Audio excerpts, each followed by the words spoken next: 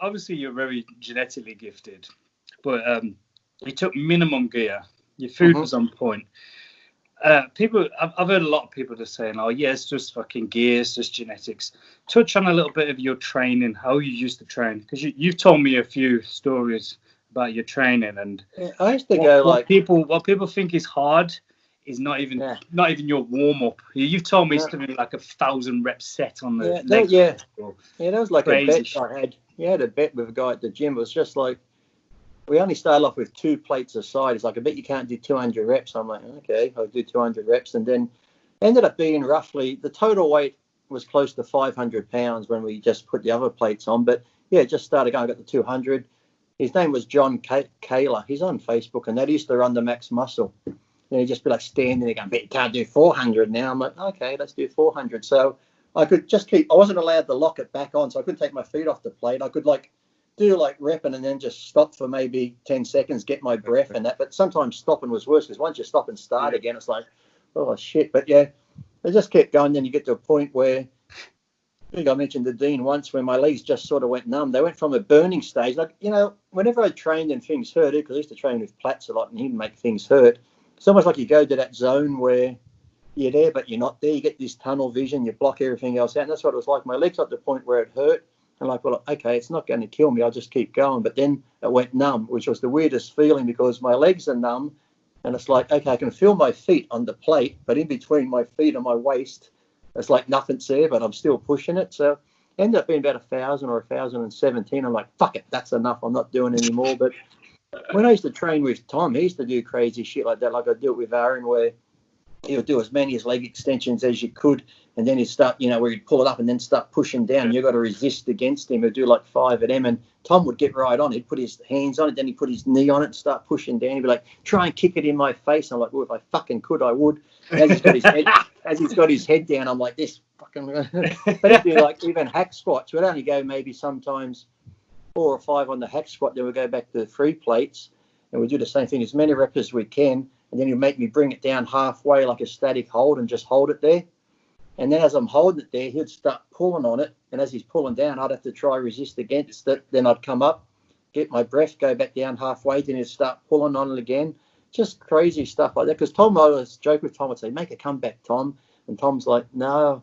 He goes, I couldn't. He goes, because Tom's one of those guys, he goes, once I get to the gym, he goes, once I get into that zone, he goes, I just go crazy. My mind goes. I remember doing calves with him, and Tom's, when you talk about going to failure, people are just like, okay, I can't do any more. You're doing laterals with Tom, you'll be doing laterals like this. This is why sometimes you go fucking cold waiting for your set. Tom would be like this. You get to here. You get to here. You get to the point where he's just going. It was still trying. And fucking 10 minutes has fucking gone by. And when's it my set? Calves is the same. He'll be doing calves, doing it fully.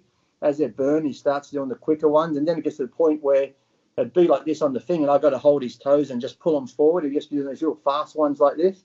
I think, but he just got that mindset where he'll just go fucking into that zone and go crazy. And I've always been that way. I've liked high volume. People are like, well, that's overtraining. I'm like, look, as long as you get your meals in and you get your resting and stuff, I never believed in overtraining. I just love to train. I've always, people set a thing up like, you can only do this much for chest. And I'm like, if I've always just listened to the body, very instinctive, like Tom was. If you're having a great chest day, why limit yourself? If you've done incline press and you've done flies and flat this and some pec deck, you're like, you know what, I've still got energy, I've still got a great pump, then fucking keep going. Don't just say, well, I've done 15 sets, that's enough, I've got to stop now. If you're having a great workout, if it goes for 2-3 hours, fucking let it go for 2 or 3 hours. I used to talk to Arnold and then when I was doing cardio, he's like, why are you doing cardio? I'm like, oh, he goes, in their day, they just train longer, because you're burning calories training. Sometimes they train 2 or 3 times a day, have a morning workout, go and eat, go lay at the beach, sleep, come back, train, go back and come back again at night time. And, they didn't have a problem with thickness and muscle. It's just, I don't know, people today, they want to get big and they want to look a certain way, but they're getting fucking lazier. They rely too much on drugs. And it's like, any more than 45 minutes overtraining. I'm like, okay, I don't believe that, because by the time I even warm up sometimes, I remember when I used to do biceps, my first 5 sets could just be warm-ups before I got to the 5 or 7 working sets of barbell curl. And they're like, well, 45 minutes. I said, you want to be the best at this sport. You want to be a pro bodybuilder. It's like, pick me a sport, gymnastics, tennis, golf, boxing. show me the #1 guy in the world who only trains 45 minutes a fucking day. It's like, you know, once you became Mr. Olympia, like Phil Heath or Dorian Yates, once you've got that foundation muscle, then you're huge. They could probably just go to the gym for 45 minutes now and keep that muscle, you know, as long as they do something. But if you want to be the best and build up, it's just like, you want to do it, but yet they want to be in the gym and get out quick. They're like, well, what do you do for the rest of the day now? Just sit around and eat and hang out. But it's like, no, you got to bust your ass. If you want to be a champion, you got to bust your ass. And sometimes it can take hours. I'm sure if you've got jobs, you've got limited time, fine. But in that time, you got to train the best you can. But people used to say to me when they say, what do you do for biceps? I'm like, I do the same as you, barbell curl, dumbbell curl. Yes, I got good genetics for arms, but I do high volume. I do at least 20 sets minimum. People are like, well, that just works for you. That doesn't work for everyone. I said, no. I said, I've had training partners who don't have great genetics, and they used to be in the belief of, I said, well, what do you do for arms? Oh, 6 or 8 sets. I'm like, why that? Well, you know, when you do back, your biceps get worked. I'm like, yeah, well, when you do them back, they do get a little bit of indirect work. Same as if you're doing chest or shoulders, your triceps get a little bit of work. But that doesn't mean when it comes time to train biceps or triceps, you don't punish them as hard as anything else. If you want them to grow, you got to punish them just as hard as you would legs, chest, or anything else. So they all started doing the higher volume, and their arms grew a couple of inches. So it's not just, I can say, well, that just works for you, Lee. It's worked for other people too. So it's always these big, like, fat, bloated guys that are telling you that it's wrong and you're doing it all wrong. And then when they diet for a show, if they get in condition, the bloat just disappears to nothing, and there's no real muscle. But I'm like, I'm a big believer using heavy weights and compounds and stuff like that. But the same as you, it's all about heavyweight and volume. So I do a lot of drop sets and shit like that, and I just abuse the muscle way past failure. And the same, I get told I'm doing it wrong, but there's some guy with twig legs telling me that I'm training legs wrong. I remember talking to you there once, and I was really chuffed. And one achievement one day that I had like 5 plates aside on the squat bar, and I did 20 fucking reps, and nobody in the gym is touching anywhere near that. And then you were like, oh yeah, me and Tom used to do that on a regular basis. Like, but Tom, that's the thing though. If we did squats, Tom would make me do at least. If we're doing 3 plates, it'd be around the 20 reps at the 30. But then if we've got the 5 plates, I'd always like to go between 15, 20 reps. And generally towards the end too, we'd just be like, oh, I remember you get to 15 and not only your legs burn, your back's fucking tight, and you think I haven't got any more in me. But if Tom Platz is standing behind me, I'm like, I got to fucking do this. I remember the very first leg workout I had with Tom, I probably woke up at 1 o'clock that morning. I thought I was having a fucking heart attack. Like my whole central nervous system was like almost shutting down, because this is the first leg workout with Tom Platz, and he's giving me all those fucking negatives and this and that. I'm showing it's not hurting, I'm pushing. And we're at Redondo Beach Golds, and there's stairs going down. End of the workout, I'm like dancing down the stairs. Jelly legs, like, I was actually dancing like normal, like, yeah, that was fun. Right. Tom's like, you're not fucking human. If that was me, I'd be crawling out of here. I'm like, no, I'm fine. After we went and had something deep. By the time I got to the car, I'm like, but in front of Tom, I just like, that didn't fucking hurt me. But that night, I woke up about 1 a.m. and the whole body's like trembling and shaking, because I think my whole nervous system was fucking shot, because I could have stopped fucking 30 minutes into. But you know, if you got Tom Platz pushing down on the thing and doing this, I'm like, fuck you ain't gonna beat me. Oh my god, it was fucking painful and terrible. Did you ever get like any severe cramps in your legs and stuff? All the time. Because I've had it for like 6 to 8 hours of cramping, crawling. I've had it like where it feels like it's actually going to just tear off the bone. It cramps and just gets tighter and tighter. Mine was more like sometimes I'd go after a leg workout. There's nothing. Fuck, I got to go to the grocery store. Be driving. As soon as I get out the car and step up. In public. Yeah, you're on the floor, crawling around in public. Hanging onto the car. I'll be hanging onto the car door. One leg's cramped. I'm trying to straighten it out. And just when you stand up, the other leg goes. Now you've got 2 fucking cramped legs. I'm crouched down near a car. People think I'm trying to steal the fucking car because I'm down in. People are like, are you okay? I'm like, Do you know how satisfying this is for me to hear this? Because nobody understands when I have like a 6-hour cramp and you're in a fucking restaurant or in a car park on the floor. People are coming over to see if you're okay or rolling around. No, it's just a cramp. And you can't physically do anything, can you? But crawling. I did it once, even I had a leg workout. I did it once. I was did a hamstring work. I had to fly somewhere, and I was in the middle seat. I'm like, oh fuck, I got to get out of here. And I'm trying to think, oh, I'll get out. So I'm trying to curl my leg back to get out. Fucking hammy just went. And I finally get down to the back of the plane. And I'm just standing near the toilet. The stewardess is like, "Are you okay?" I'm like, Like, at this point, I got fucking sweat running down my face because it's fucking killing me, and it won't let go, and it's just getting tighter and tighter, and you can't talk. You're just like, But when you finally get that little relief, and you're like, it's gone, and you just go to stand up and. I'm on the floor. And it's like I'm a pregnant woman giving birth. I'm like, I know, punching it. Down. It just gets tighter and tighter sometimes. You swear it's going to tear off the bone, and you can see it. I remember once that happened when I was doing legs with Tom, but it wasn't my legs. I got to the 20th rep, and I felt like I was actually around the 15 mark. I said, I feel sick. He's like, "Come on, get the reps." I feel sick. I'm like, okay. Because I was getting in contest shape, I was a bit depleted. And I said, okay, I finally got the 20. I said, get the garbage bin. He brings the garbage bin over, and I fucking hurl in it. The next thing, my whole fucking abs just cramped. So they're cramped up there, sticking out. I'm like hurling like this. And now my abs are cramped. I can't breathe. So I'm like trying to breathe air in at the same time. My fucking abs are sticking out here and there. I'm like, oh, fuck me dead. This is terrible. Same as if you ever had those leg workouts, you're doing your misses from behind doggy style, and the fucking hammy goes.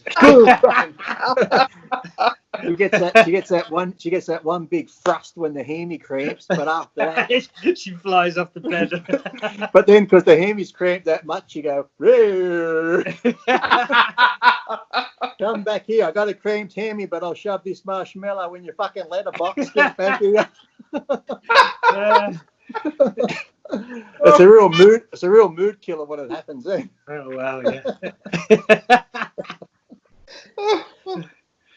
So take away from that then, Lee has spoken. If you're not training to the point that you can't walk and you're cramping up and but the thing is, with the high goes soft when you're trying to shake, you're not training hard enough. Yeah. Well, favourite thing I used to do arms. I used to do arms at so much volume on arms. I used to love coming home and just flexing the bicep till it cramped. And then when it cramped, I'd actually hold it there like this, and you'd have to straighten your arm out like that. But actually try and get it to cramp. I'd be like, here it comes, whack, and I'd make it hold it there.